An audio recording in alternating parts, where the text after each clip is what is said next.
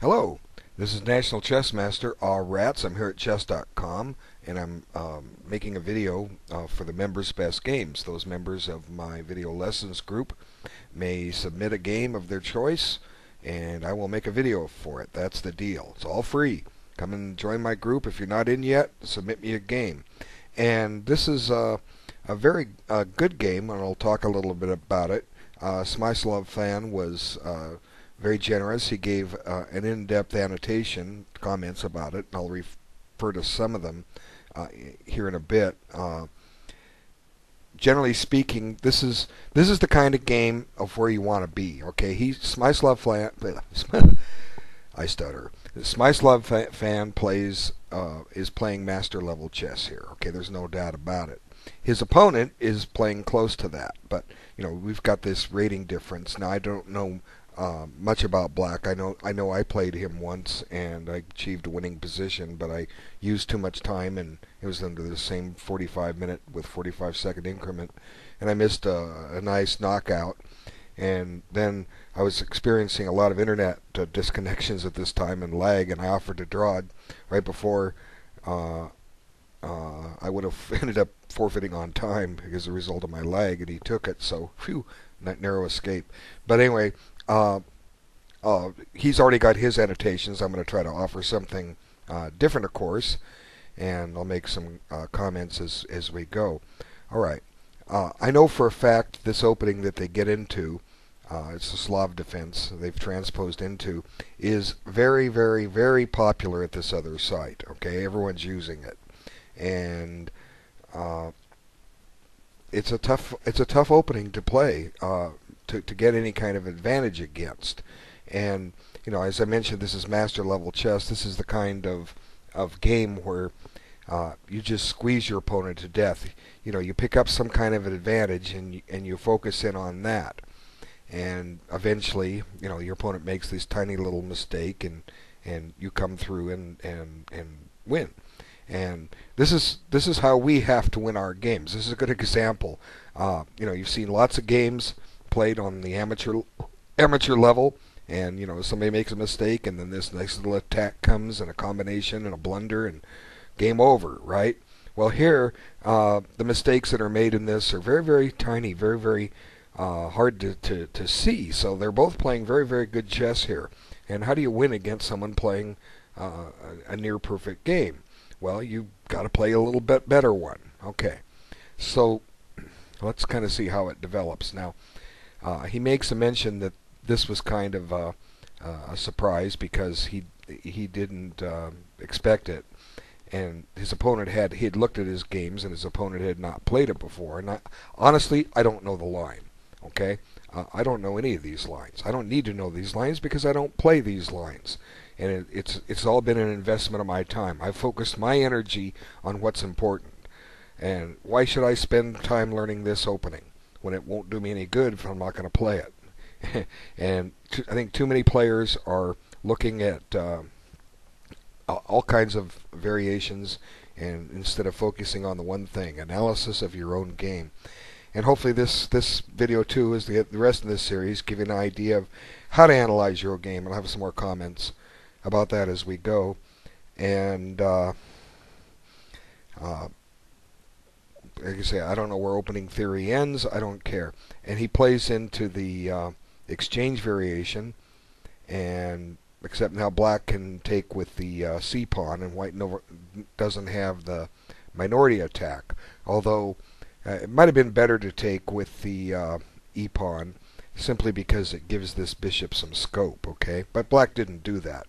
For those of you that don't know what the minority attack is, essentially if Black takes with the E pawn, White has to prepare it. He's got to finish his development on the king side, but White tries to advance a pawn to B5. And either Black will exchange on B5 and be left with an isolated D pawn, which is a weakness, or White will exchange on C6 and give Black a backward pawn on the open file. And what Black's supposed to do is, White will have this pawn up on E3. Black is supposed to eventually prepare his own minority attack and leave excuse me, leave White with the same dilemmas. Does he take on f4 and give himself his own isolated d-pawn, or does he allow black to take on e3 and accept a backward pawn on the open e-file? But anyway, I've got several videos where I do talk about the minority attack. If you want to know more about it, send me a message. I'll direct you to the right one. I don't have a reference. But anyway, let's take this down a little bit.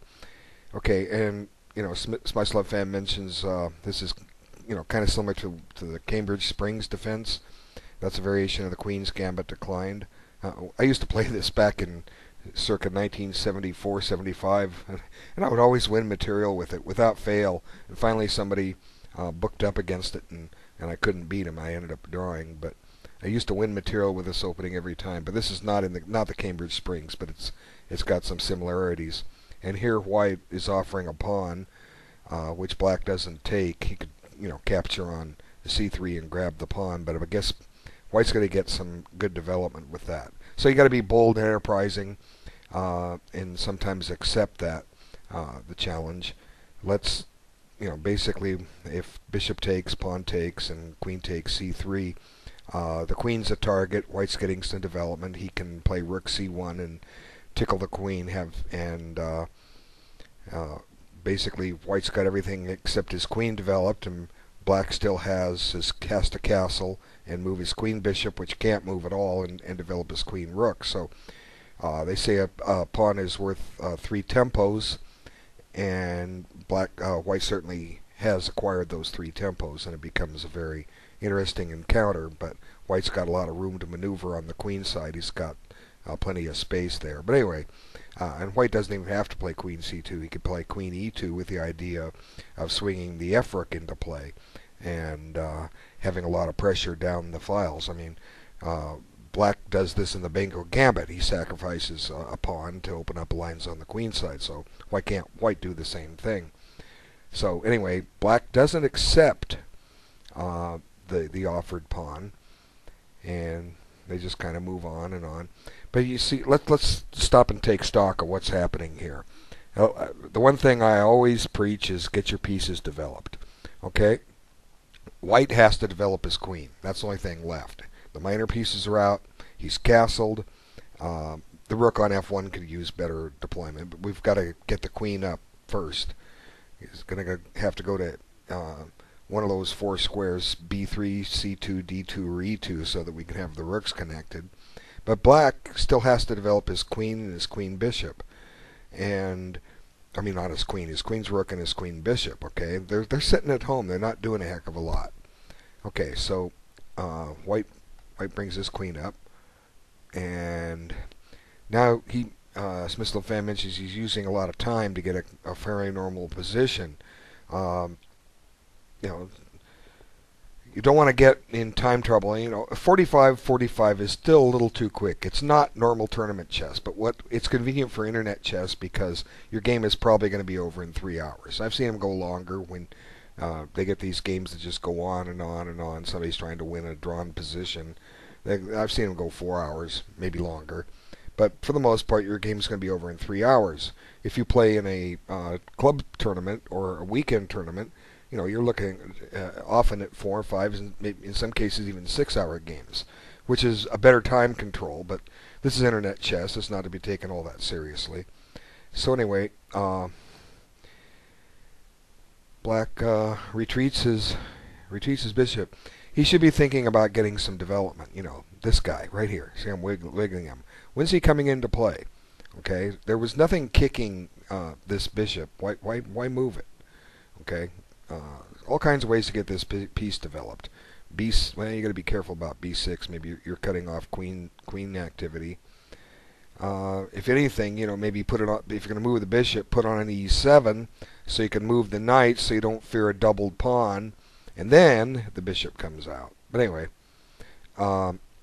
he comes here, and I think this is a good move. White's eyeballing that open c file, although he doesn't have any entry squares. They're all covered. White's saying, if we trade off a few pieces or move a few pieces, then I'm ready to go. Okay, so Spice Love Fan criticized this move. if he's going to prepare b5, it's okay. But still got to think about getting that piece developed, that bishop developed. And this might have been, like I said, the plan that I said of putting the bishop on e7 so the knight can go to f8 and then get the bishop out somehow. But anyway, there's one note. Most of Smyslov fans, is it Smyslov or Smyslov? Who cares? Okay, most of his notes mention what the computer is saying. He put this through computer analysis. And I'm firmly against, unless you're at his level, I'm firmly against you using computer to analyze your games, okay? They're good for a blunder check or something, but I've talked about it in other videos. I'm going to talk about here. Too many chess coaches and chess authors are relying on the silicone beast when they discuss their games. Worst thing they can do, because they're teaching you to use a computer too. Okay, when I was playing, we didn't have a computer to show. When I was, at the height of my activities of becoming a master and everything, we didn't have a computer to show us what to do. Okay, period. We had to figure it all out on our own. Period. Yeah, all the analysis, everything. So that's what we did. When we analyzed, we studied chess, and we learned to play chess based on our style and our analysis, and we learned to analyze. We learned to come up with positional concepts, and I'm sure we probably made a lot of bad moves that, if we went back and looked at games, 20, 30 years ago, wow, I missed a forced mate. I missed whatever. So what? Here's the point. Okay, one of the keys to improve your chess, as I've said in my program, is to play online games. We called them postal chess the old days. We've got plenty of these matches here in the group. There's always one getting started. You can get in, and the idea is you don't sit and play an over-the-board game, which so many people do. You slow down and you think and you analyze. You look at variations, and if you make if you make mistakes, your opponent's going to show you. Okay, and if he's a better player and you make a mistake, he probably will show you. But that's how you learn. We're not going to win every game. We're going to lose our share. We're going to draw our share as we're trying to become a better player. But it's if you feel safe in an online game, in other words, if you make a choice, you don't see a way your opponent can beat you, play the move. Let him prove otherwise. Okay? But then if you go in afterwards and, say, what does the computer suggest? Well, the computer thinks in its own way, thinks like a machine. And one thing it'll do, it'll crank out a move and it'll say maybe a half a pawn ahead or a half a pawn behind. But do you really know why you're a half a pawn ahead or a half a pawn behind? And the answer is you don't. Okay? You got to base everything on your long-term strategy. What do you see? And as I say, if you made a mistake and your opponent's good, he will show you, and then you learn. So, these chess authors they're trying to get perfection. I'm probably going to make, as I do in most of my videos, I probably make a mistake. I didn't analyze something right. I'll say it again. I think these authors are making a huge mistake. They're worried about their reputation because someone will come. They want to have a perfect and analyzed game, because if they somehow make a mistake and suggest something that's a bad move, someone's going to come along and say, Grandmaster X said that move, he recommends this move.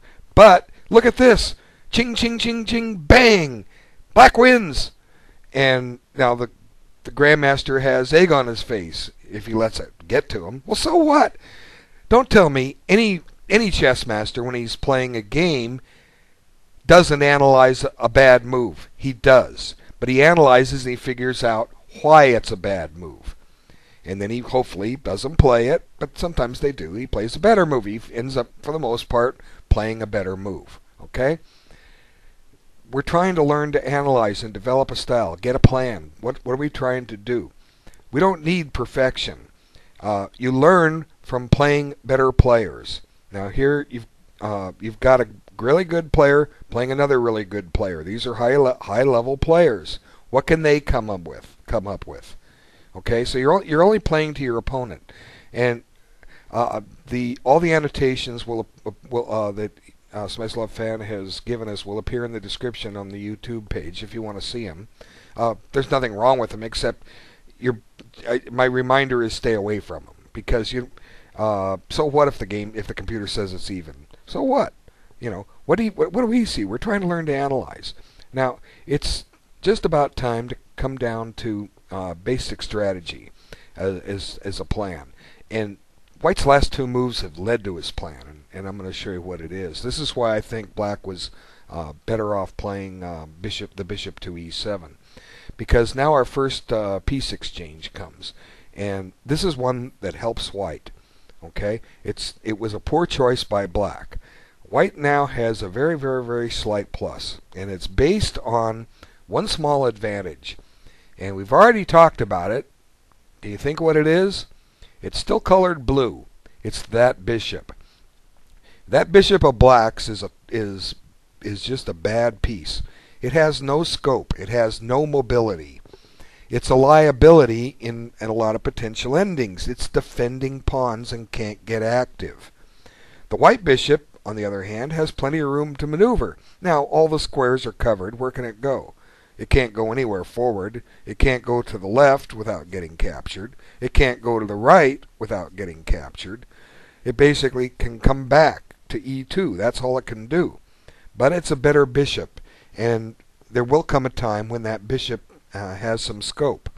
So it's a very, very slight advantage for White simply because he has the better bishop. Now, coming back to what I say, this is higher level games. The hope that we want to get everybody up to. How are you going to win from this position? Well, you got a little advantage, and that's the bishop in the black pawn structure. So we're going to work from that. Okay. Anyway, there's some exchange. Black's trying to get some freedom over there with his queen side, and White handles this just fine. He tempos the queen, gets the rook. The c file he does figures is not as important as the a file, and now he can control both. And I think this next move is a great move too by White. Think about it. What would you play if you have White here? Black to play, or White to play and do the best he can. Pause the video. Well, we're not looking for a tactical knockout. Okay, you resume the video. He plays b4. I hope you found that. What's the purpose of b4?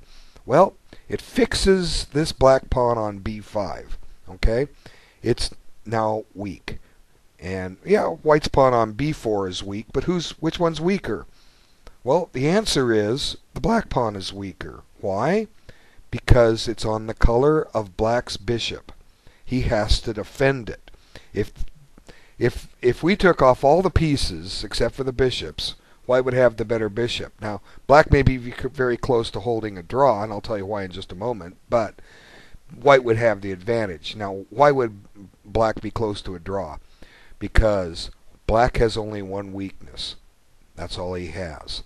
And it falls into the what we call the principle of two weaknesses. You need two weaknesses in your opponent's position to win.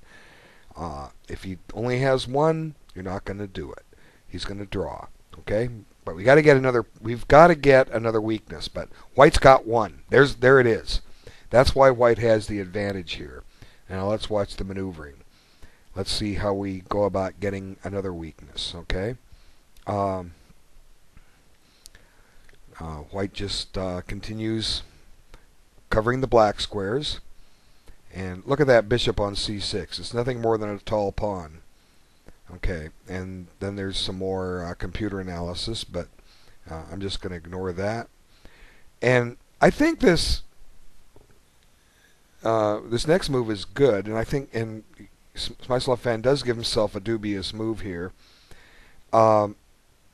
He took the knight on e4, and I'll tell you what I think's wrong with it. He doesn't mention it in his note here. What's wrong with taking the knight on e4 is that it opens up the d5 square for Black. Suddenly, Black could occupy that square. A knight on d5, if you can get it there, will pressure the white weakness on b4, and not to mention the fact that the bishop on c6 now has an extra square to go to. Maybe you can get to d5 and move on to c4. We'll see if that's possible here in a minute. White's suggesting, here I'll show you the line he's suggesting. White's suggesting to play knight e5, and if knight takes e5, take on a8, and then black takes, and now we take on e5, and that seems to be what I think he's suggesting. The problem with the chess.com PGN notation is you play a variation and it change in the live chess analysis board. It kind of moves everything around. But I like this for white. I do agree. Now white's opened up the d4 square. Now it's going to be occupied by his knight, and black still has this ugly bishop, or tall pawn as we call it. He may have had more in here, but I got to go back simply because of the way the PGN works. It just throws everything off for a loop. Okay, so he took on e4, and as I said, it might have been a mistake because it gives black a square. Now does black do anything with it? Okay, we'll find out here in a second. One way to do it is put the bishop there now, and it looks like it's getting to c4. Now, if I spend a lot of time on the video analyzing that possibility, then I've kind of spent a lot, well, let me rephrase it. I could spend time doing that. It's better for white to go to the drawing board and sit down and look at this and try to evaluate the position. If white wants to get rid of that bishop, he's got to be careful because he's not controlling c4. Black would have it under control with a pawn and a rook behind it. So suddenly maybe black will get a rook down to c4 where it's attacking a weakness, or maybe he'll take with the pawn just to create a pass pawn and try and target the b4 pawn. I mean, there's a lot of possibilities, but there's infinite possibilities in chess, and I don't know what a computer would say. I don't care what a computer would say. I would say a human should sit down and understand that suddenly black has this opportunity. And the way I make a choice when I play a game, I try to limit my opponent's opportunities. And now, all of a sudden, white has something new to evaluate. So we want to avoid that when we can. We don't want to. If we have the game under control, we don't want to give black options. So maybe it's good, maybe it's not. Okay, but we don't try to limit your opponent's options. That's the master advice. But the move he plays seems good. If the knight planted on d5 is a nice square for it. You got to watch out for the tactic.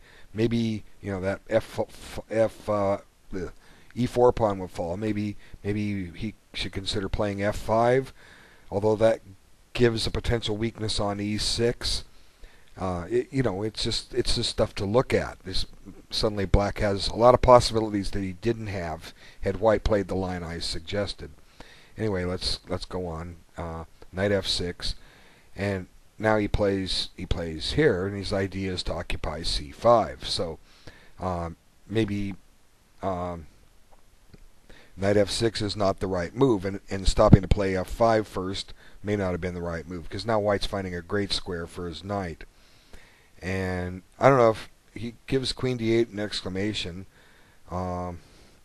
My inclination is not to retreat to the back rank unless he's planning to put the queen on d5 and somehow open up that long diagonal, but I don't know how he's going to do that. Maybe, I know he makes mention that he's a little worried about some possibilities that black would set up some counterplay.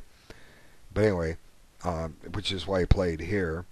But then he says the computer said he didn't have to worry about that, and I agree. I don't think so. I think just like knight e5 or knight c5, if he plays knight g4, just if you want, just kick it now. It's not going anywhere. White shouldn't have to worry about black trying to mate him. Black's not going to mate him. White gets to make moves too. Okay, so anyway, h3. now the knight does come into d5. That was one of my ideas, and so that's happened. And but then white has a great square here, but that bishop on c6 still isn't doing much. Okay. Anyway, but now he's trying to get the knight into c4, so it had that access because of the exchange from d5 to e4, although you probably could have found a way to maneuver there already. I didn't mention it, but sometimes you want to look at that. Well, let's just go back a few moves. Let's just back up here before all this took place. How Black might want to try to get a knight to c4 himself, and he can do it like this. It takes him 3 moves: knight e8, knight d6, and knight c4. Okay, what's white do in the meantime? Well, he gets 3 moves himself. White might want to try to put a knight on c5, and he can do that pretty quick. Knight d2, b3, and here, and so maybe black had some possibilities, but we decided at this stage that white only had a slight advantage anyway. So maybe a strategy like this would have held for black. These are the kind of plans you want to analyze. Like I say, if you're playing an online game, you consider lines like this. Well, what can I do? I don't know how this evaluates out, but I know it's a plan. And when you're playing your online game, and the game is you're sitting down at your chessboard for a good couple hours, you start looking at this and see, well, what can white do? Well, white's going to try the same thing, and that's how you analyze a game. You look at the possibilities. You don't just go play impulsively and what move looks good, you send it off. You go through the lines. Okay, let's get back to where we were. Okay, so black had a threat of knight c4 with a fork, so he gets in there now, and now white looks to make some exchanges. And did black have to back the knight up? The knight was looking good there. Why not just leave it there? I wouldn't back it up. It's posted well, but black did play it.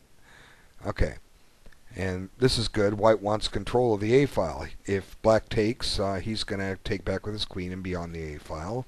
And if black doesn't take, white will play queen E1 and be on the A file. Okay, so they make an exchange. Now the queens come off, and now the question is, how does white win this?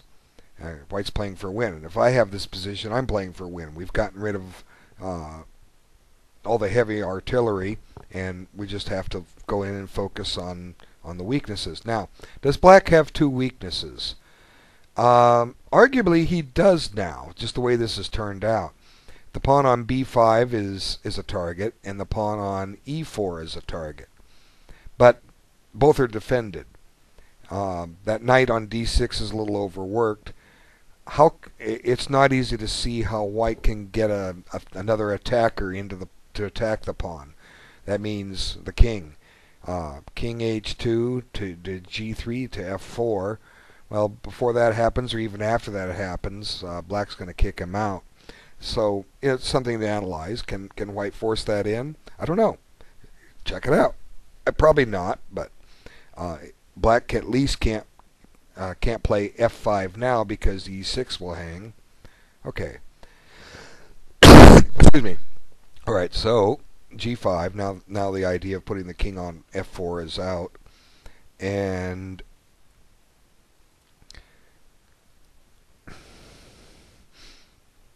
this seems to increase the scope of the black bishop, but how else does white make progress? It's a temporary solution. And I know Smith Fenn says that the game is about even, but how do you prove it over the board? It's a tough position. White has all the winning chances here. Okay, so e4, and now white can regain the pawn.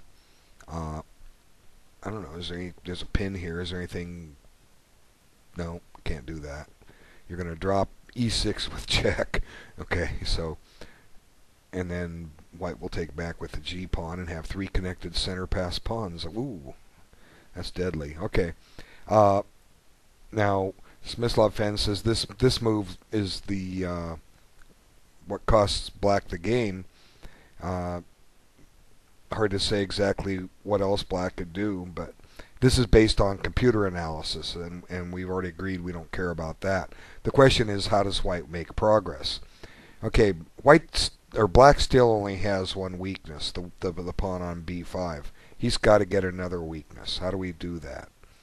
And it comes up here in a second, right there. Okay, d5. Okay, what does this do? I'll show you what it does. White now has a passed pawn. Okay, black has some other weaknesses in his position now that it's opened up.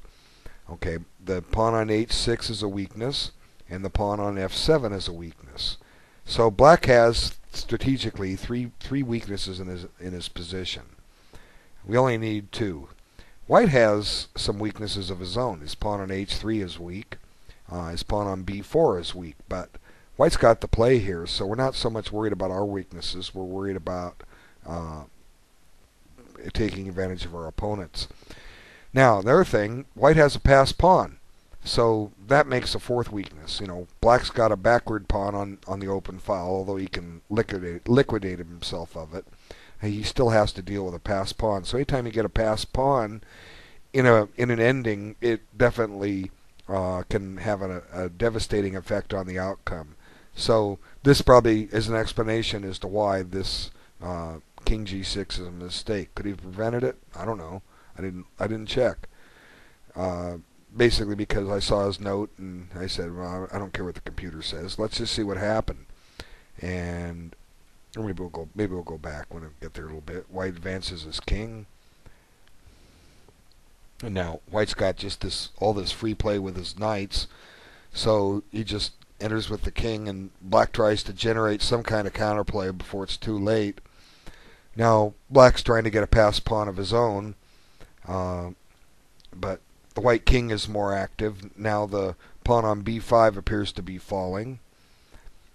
Now white can't take it right away because black will exchange on b5 and grab the pawn on d4 or d5. So white does a little maneuvering first. And now black has got a passed pawn too. Okay, so most of black's weaknesses I mentioned earlier have disappeared, but white still has his passed pawn, and b5 is still weak. Okay, so let's see. Knight d6, and it kind of almost checkmates the black bishop. Where does it go? He can't guard it with king f7. That's illegal. If you play bishop d7, knight f8 will win it. So that leaves either knight f6 or what he played. Okay, so bishop here. Now check. Now's the time to take it, he calculates. Now the white knight on f4 is keeping the h-pawn under control. It's going to take black a while to get to move that. And meanwhile, white's got some serious threats over here. His king is very, very active, and if black does nothing, white will play king c7, his king up to c7, and pick which pawn he wants to make a queen out of, okay? Probably both of them. But anyway, because black will give up his knight for one. But anyway, he gets his king closer, and now white's just got a crushing position here. And it was at this point that black resigned. He really has no defense. His king can't get any closer. Knight to d6. Just this pawn just runs. Knight moves somewhere else. d6 with check. Very nice position to have. Okay, as I mentioned, let's just talk about it. He said that king g6 was the losing move, and it seemed to be the losing move because white ended up getting d5 in. So how does black stop that? Candidate moves knight b6. Okay, that'll stop d5. King f6 will keep the king closer so that maybe he can get into e5. So let's look at that. Now for d5 anyway. Oops. didn't mean to do that. I was trying to take on d5. The bishop comes under tempo. Now white's getting into e4.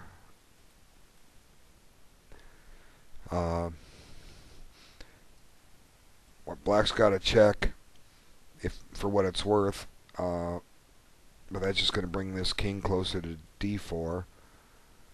I don't know. Let's see. Hard to say. Maybe it's like, again, I'm not gonna try and solve this. This is like a good exercise, if you're trying to prove a draw, because maybe you're going to get a position like this. Okay, someday in an online game, you've got this ending or something similar to it. What do I do? It's your move. It seems that the problem with King G6 was that White plays D5 and got a pass pawn, and on King F6 it appears that he can do it also. So maybe the key move is Knight B6. Knight B6 stops the D5 push. So the only question is, can White generate anything against that B pawn? Okay, what about Knight A6? We want to go to C7 and attack it. Knight A6. If you get that other pawn on it, it can fall. Well, maybe Black comes back, and then on Knight C7, you hop back with D6, and you notice this pawn is pinned. That would do it. So White maybe plays here. I don't know if this is the best line. This is how I check things out and try to find out if it works. Maybe I missed something. Who knows? Now White's got a threat of E5, undermining the defender of B5, and it looks like there's not going to be much you can do to stop it. Let's try F6. Okay, now take. Now the point is that maybe we can generate something against White's pawns. Okay, Black has ideas of trying to play Bishop G2, although that might get the bishop in trouble. It might be that White can cut him off, let the bishop take on H3 and cut it off. Maybe not. You can't cover F1 with a knight too conveniently, and if you use the king to cover F1, H4 or G4 is an escape hatch. So let's see. We take here, and we take here. Now Black at least has a pass pawn, have his own. White's got the outside pass pawn, but maybe this will hold. I don't know. I still like White's chances because he's got the outside pass pawn. But this is kind of how you analyze. You just look at ideas and figure them out. Don't let the computer show it. The computer already had one. You put this position in the computer sees this position in an instant, and we took a few minutes finding it, and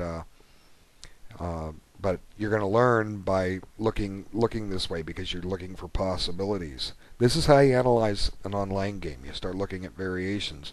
But anyway, it was a wonderful game by White.